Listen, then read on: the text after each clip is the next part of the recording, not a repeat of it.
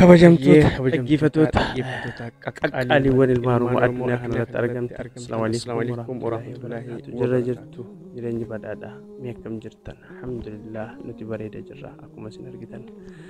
Kunoo qophii adda ta'ee qophii informationii dhugaa irratti hundaa'e COVID-19 wal qabatee addunyaan kun maalirra jirti haala kamirra jirti isa jedhu qopheeffannee nama lamaan qindeeffannee isiniif dhiyaannee jira. Isinis aga xumura qophii keenyaatti nu hordofaa affeerraa keenya. Egaa kabajamtoota dhaggeeffattoota qophii keenya ani akka kootti Abuliinaatu obboleessa kiyyaas Alii Huseen nuti lameen wal ta'uudhaan qophii adda ta'e qopheeffannee wal duraa duubaan qindeessinee kan isin biraan geenyu ta'a jechuudha.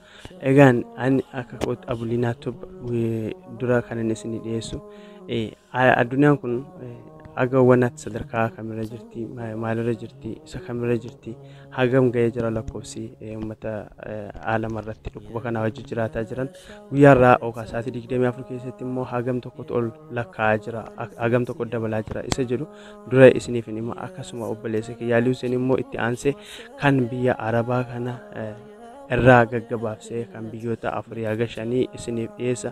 Akkasuma itti aansee anis immoo kan dhumarratti kan biyya keenya yookaan Afrikaa yookaan biyya keenya naannawa biyya keenyaa fi Afrikaa jechuun walumaa galatti kan akka Egyptii, Liibiyaa fi Suudaanii fi akkasuma Keeniyaa, Somaalii fi Itoophiyaa gabaabsee kan inni isin biraan ga'u ta'a jechuudha. Haga xumura qophii qophii keenyaatti nu wajjin turaan isiniin jedha. Egaan kabajamtoota dhaggeeffattoota qophii keenya akkuma beekamu balaan addunyaatti gadhiifame kun saffisaan akka dabalaa jirudha kan asirratti ragaan nu agarsiisu jechuudha. Egaa kabajamtoota bakka jirtanitti du'aa kadhachuu ilmaan Oromoo du'aa kadhachuu hin dagatinaa. Rabbi keessan kadhachuu Rabbi tarka ol qabu hin irraanfatinaa. Kun dhaamsa dhuunfaa kootiitti obboleeyyan akiraa jechuudha.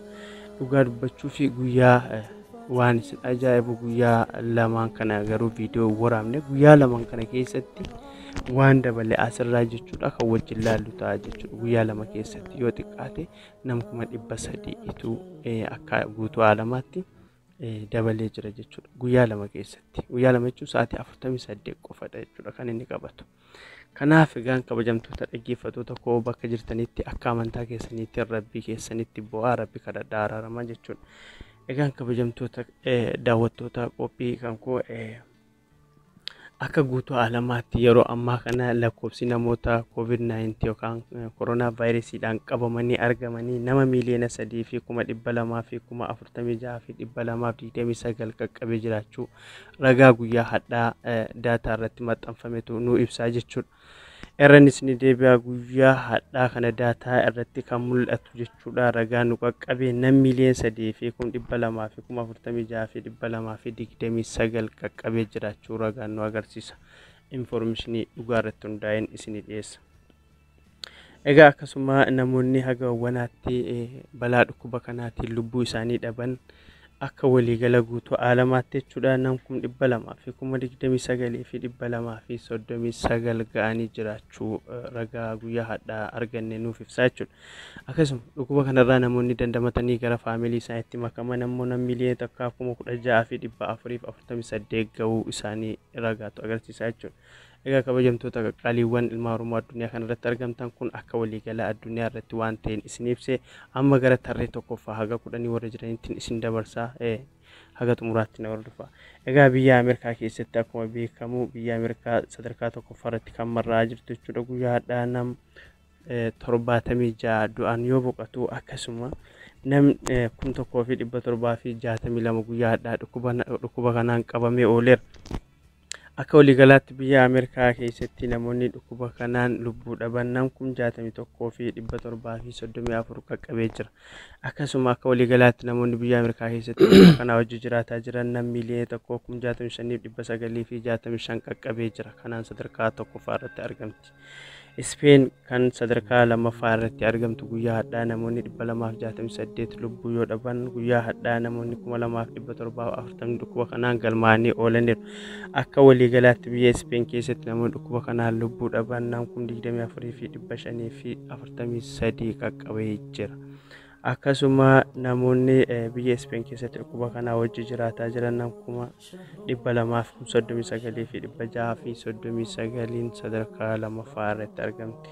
Itaaliin sadarkaa sadaffaa irratti kan argamtu guyyaa hadhaa uumaatu biyya Itaalii keessatti dhukkuba kanaan lubbuu dhabes ta'ee kan dhukkuba kanaan galmaa'e hin jiru.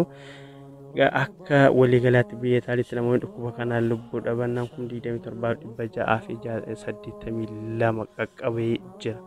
Akka waliigalaatti biyya Itaalii keessatti namoonni dhukkuba kanaa wajji jiraataa jiran nam kuma 203,591 sadarkaa sadaffaa irratti argamu. Faransaay sadarkaa afuraffaa irratti kan argamtu fooyya'aa jira. Akkuma haaluma wal fakkaatuun biyya Ispeenii fi Itaalii fi Faransaay akkasuma UK keessa guyyaa hadhaa kanaaf fooyyatu mul'ata. Bakki duwwaan danuutu jira. Akkasuma namoonni du'anis ta'ee namoonni dhukkuba kanaan galmaa'an biyyoota sadan kana jechuudha. Itaalii, Faransaay fi UK'n guyyaa hadhaa namoonni du'es ta'ee namoonni dhukkuba kanaan galmaa'e wantu hin jiru.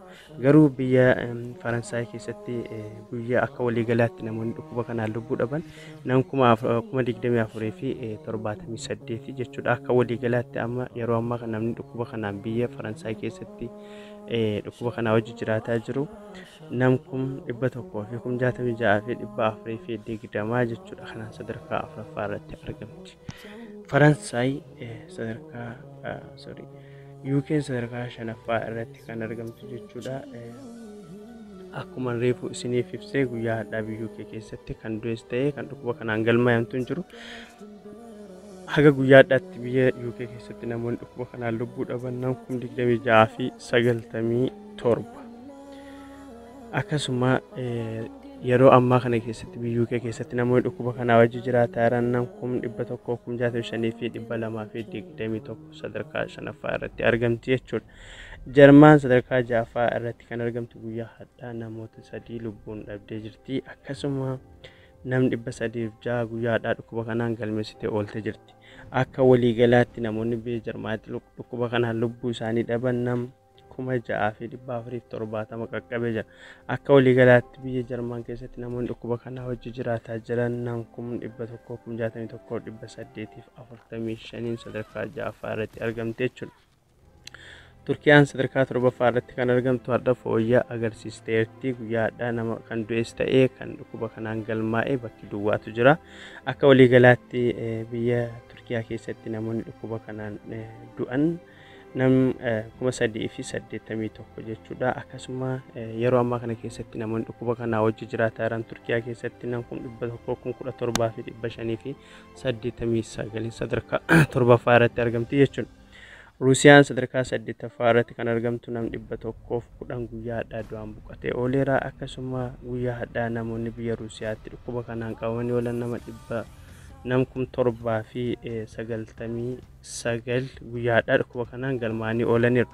Akkasuma Ruusiyaa keessatti namoonni dhukkuba kanaan hamma har'aatti boqotan nam 1,073 yoo ta'u, akka waliigalaatti biyya Ruusiyaa keessatti namoonni dhukkuba kanaa wajji jiraataa jiran jechuudha namoota 10,000 fi namoota 106,498 sadarkaa 8ffaa irratti argamti jechuudha. Iraan sadarkaa 9ffaa irratti kan argamtu jechuudha. Guyyaa hadhaa biyya Iraanitti namoonni 71 dhukkuba kanaan lubbuu dhabanii oolaniiru. Akkasuma namoonni 983 guyyaa hadhaa dhukkuba kanaan galmaa'anii oolaniiru. Akka waliigalaatti namoonni biyya Iraanitti jechuudha dhukkuba kanaan lubbuu isaanii dhaban nam 628 yoo ta'u, akka waliigalaatti biyya Iraanitti namoonni dhukkuba kanaa wajji jiraataa jiran nam 98,640 sadarkaa 9ffaa irratti argamti. Chaayinaan sadarkaa 9ffaa, 8ffaa, 7ffaa irra kan turte jechuudha. Amma gara sadarkaa 10ffaatti ol fooyyessitee jirti jechuudha.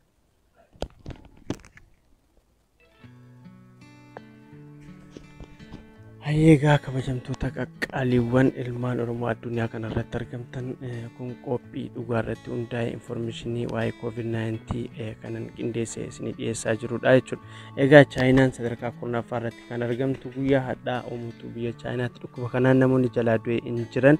Akkasuma namoonni guyyaa hadhaa dhukkuba kanaan galmaa'anii oolan nama 4 yoo ta'u, akka waliigalaatti nam kuma 4,633 biyya chaayinaatti dhukkuba kanaan lubbuu dhabuu ragaa daataa irratti maxxanfametu nu agarsiisa jechuudha.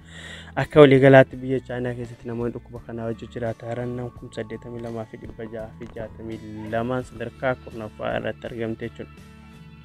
Ayyaga kabajamtoota dhaggeeffattoota qaqqaaliiwwan ilmaan Oromoo addunyaa kanarratti argamtan kun qophii an qopheessee isiniif dhiyeessu waa'ee COVID-19 kan dhugaarratti hundaa'e oolmaa guyyaa yookaan sa'aatii 24 irratti keessatti maaltu ta'ee kan jedhudha jechuudha. Egaa ammas kan itti aanu kan biyya Arabaa kana obboleessa kiyya Alii Huseentu isin dhiyeessaa. Egaa kabajaadhaan aga xumuraatti nu hordofaa isiniin jenna.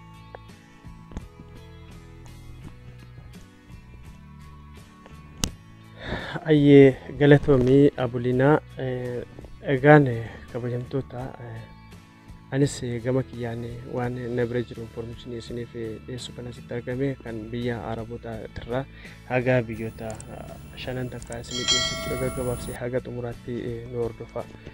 Egaa jalqaba irratti kan nuti ilaallu kan biyya Saudi Arabiyaati jechuudha. Guyyaa hadhaa namni 3 du'an yoo boqotu namni 1,351 guyyaa hadhaa galmaa'ee ooleera dhukkuba kanaan jechuudha.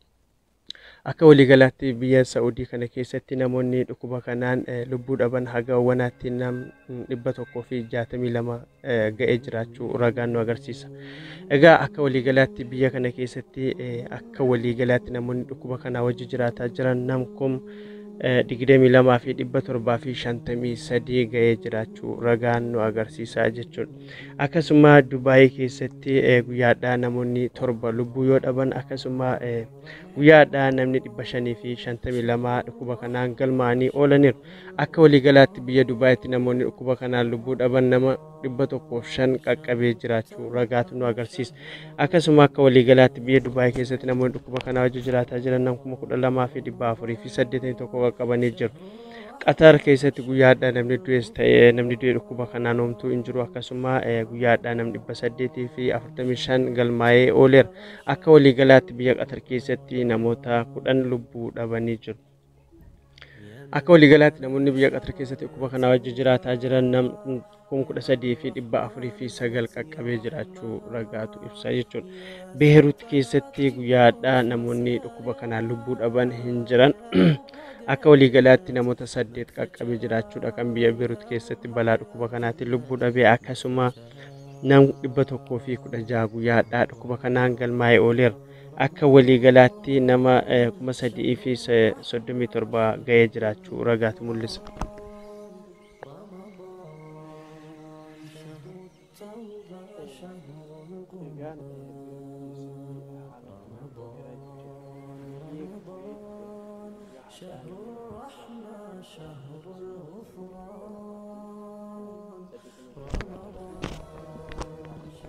Ayyeen galatoomii Alii Huseen egaa kabajamtoota dhaggeeffattoota anis kan itti aanu isinii dhiyeessaa jechuudha. Egaa biyya keenya biyya Eeshiyaa biyya Afrikaa keessatti guyyaa hadhaa biyya Egipti keessatti jechuudha kan